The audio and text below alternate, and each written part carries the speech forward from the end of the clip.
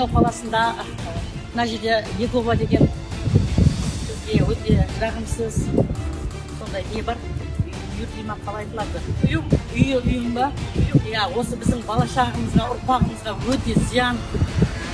Мына өсіп келе жатқан ұрпақтарымызды уайымдаймыз, ойлаймыз.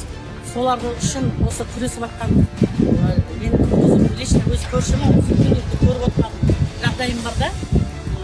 Небір жастар, небір қазақтың үнемдей жас қыздары, балдары сондай үйірде, сол жерде неге жүр сондай жас балдар? Ұйымда неге жүр?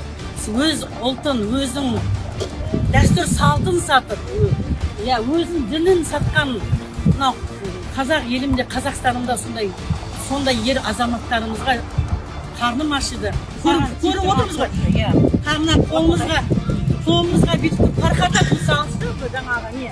Келіңіздер, осы дінге қарсылықтарды. Бұл сұмдық қой, бұл не деген сұмдық мысалы, келетін болашақ жастарымызға не тәрбие беріп жатырмыз?